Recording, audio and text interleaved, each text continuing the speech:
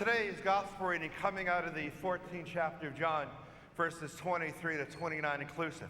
It has many different messages that it conveys, but there's one message I believe shines the brightest. And clearly then, since it does, that's the message we want to take a look at this morning, because it has great meaning for all of us.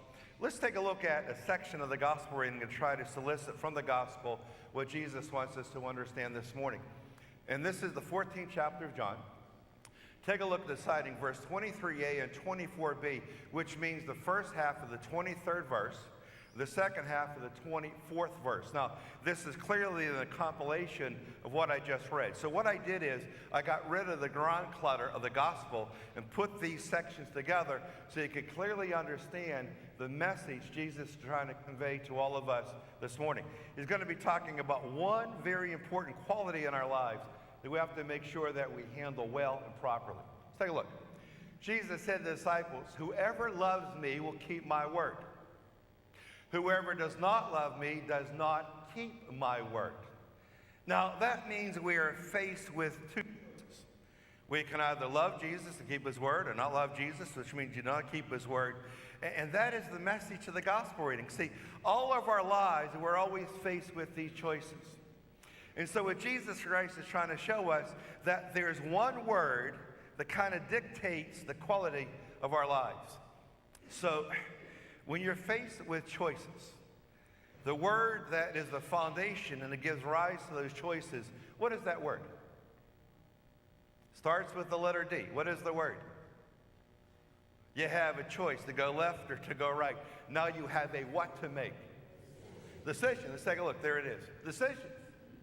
Decisions are all around us every day. When you wake up in the morning, you have a decision. What's the decision you have to make in the morning? To be happy or not to be happy? To be in a good mood or not to be in a good mood? And it turns out to be that being in a good mood often is really a decision you decided to make. And being in a bad mood is a decision you decide to make. And getting out of a bad mood is a decision you decide to make. And a lot of folks just like staying in a bad mood. Now, what psychologists tell us is this, is that decisions dictate the course of our life. But there's one decision, what Jesus Christ wants us to understand. There's one decision that if you allow the decision to occur properly, you will find happiness in your life. Well, maybe this video will explain what I'm trying to say better than what I'm trying to say. Let's take a look.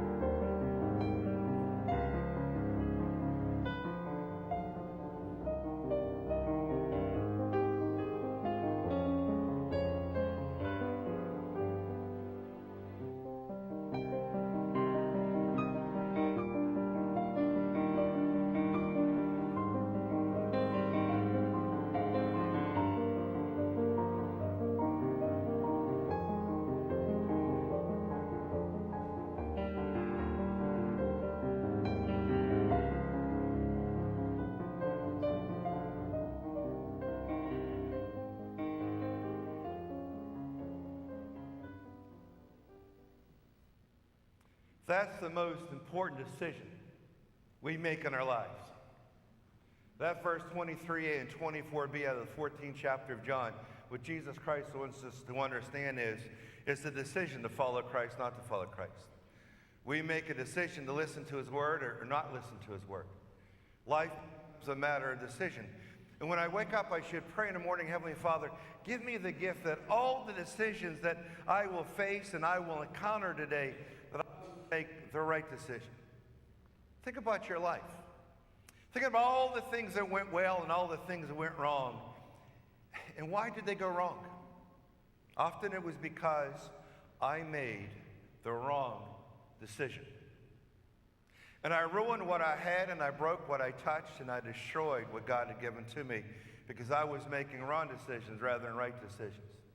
I wasn't listening to what he had to say. I decided to do my own thing. I want to be happy in my life.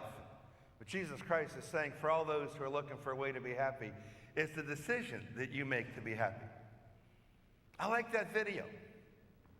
Because in life, we typically always want something else. And often we're not satisfied with what we have. It's a decision. So the decision this morning, just as that video says, you have a decision every day. You can be grateful for what you have or resentful for what you don't have. So what's it going to be? You might not have everything you want. And everything you have might not be exactly the way you want it. So you can sit back and say, I'm not going to be happy until everything is exactly the way I want it, and on that day I'll be happy. And guess what happens? Happiness will be elusive because you're never going to have things perfectly. Things are never going to be exactly the way you want them. Thus, happiness will never be a part of your life. But if you wake up in the morning and look around your house and say, it's not everything, but it's the greatest. If you look at your family and say, well, I have everything I possibly could want. Or if you say you want more, then you're not going to be happy with what you're looking at. The video ends with these words, be grateful for what you have. And that is true. Because we all have one very important decision in life, and psychologists say that this one decision dictates the quality of our life and our day. So this morning, every one of us here, we are faced, as we are every day, multiple times during the course of a day. But right now, every one of us is faced with one big decision. You can be grateful for what you have, or resentful for what you don't have. And that's your decision today, and tomorrow, and the day after that. And during the course of the day, that's the same decision that keeps cropping up and looking at you in the face. Be grateful for what you have, resentful for what you don't have. But I think that video, it ends with that powerful, little simple message. If you just want to enjoy your life and enjoy your day, even when it's cloudy outside, it really doesn't matter. But Jesus Christ is saying to all of us, in your decision-making process, be grateful. Be grateful for what you have.